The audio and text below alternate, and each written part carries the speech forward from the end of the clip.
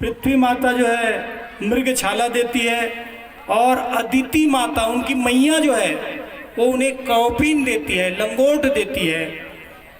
साथ में सप्त ऋषि जो है उन्हें कुशा देते हैं, उसका महत्वपूर्ण भूमिका होने वाला है अभी। कुश इसलिए सर्वथा पूजनीय होता है।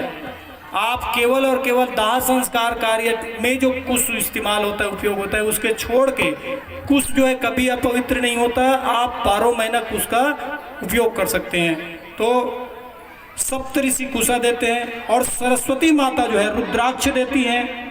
कुबेर भगवान जो है भिक्षा के पात्र देते हैं, और साथ में स्वयं सती मैया पार्वती मैया जो है पहले भिक्षा देती है, पहले दान देती है। उसके बाद बृहस्पति भगवान, क्योंकि देवताओं के गुरु हैं, वो कहते हैं कि मुझे जो है गुरु दीक्षा चाहिए। और गुरु दीक्षा ये है कि आप जो है, राजा बलि जो है 99 यज्ञ कर चुका है, 100वां यज्ञ कर रहा है, अश्वमेध यज्ञ। उस यज्ञ में उनसे आप भिक्षा लेके आए। भगवान जो है निमित्त बनाते हैं गुरु बृहस्पति को, तो क्योंकि वो तो पहले ही आकाशवाणी कर चुके थे, बता चुके थे कि अदिति के गर्भ से मैं जन्म लूंगा।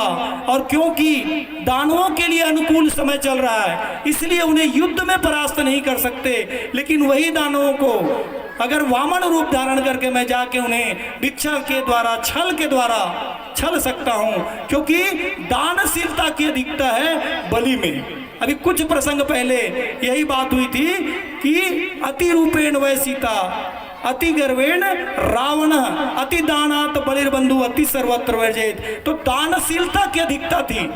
तीनों लोक में अधिपत्य होने के साथ साथ बलि के मन में था कि और क्या दान दूं, और क्या चाहिए, और क्या चाहिए, और क्या चाहिए। आज भी कुछ परिवार मिलता है जो आप पूजन करने के पश्चात आखिरी में क्षमा याचना करते हुए कहते हैं कि महाराज जी हमने तो कुछ कर ही नहीं पाया, जो भी भूल चुक हुई उसे क्षमा करें। और महाराज को इतना देते हैं कि वो 10 कथा में ना मिले। महाराज तो फूल ही नहीं समा रहे हैं, लेकिन उनको हाथ जोड़ के कहते हैं कि महाराज जी हमने कुछ कर ही नहीं पाया। ये भाव होना चाहिए। आप करें और बखान करें तो आपने जितना दिया वो सब वहीं खत्म।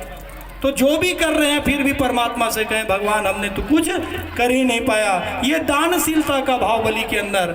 अब बलि जो है अश्वमेध कर रहा है यज्ञ, जो भी आ रहे हैं ब्राह्मणों को भोजन करा रहे हैं, सबको दान दक्षिणाएं दे रहे हैं। और भगवान जो है अपने गुरु की आज्ञा का पालन करने के लिए, प्रारब्ध को पूर्ण करने के लिए, आकाशवाणी को सार्थक करने के लिए, माता अदिति के दुख को दूर करने के लिए, देवताओं को सिंहासन दिलाने के लिए पूर्ण मनोभाव के साथ वामन अंगुल का रूप बनाकर वामन भगवान के रूप में जो है बलि के यज्ञ में जाने के लिए देवताओं के स्थान से अब वापस जो है बलि जहाँ यज्ञ कर रहे हैं वहाँ के लिए निकल रहे हैं। आइए हम भी भगवान की स्तुति करें कि हमें भी भगवान दर्शन दे।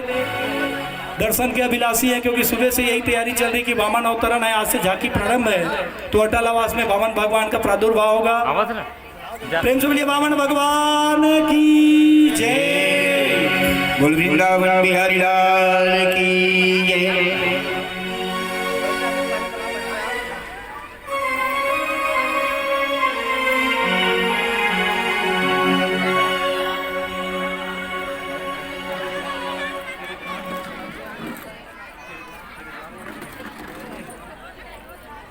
जा रहा है।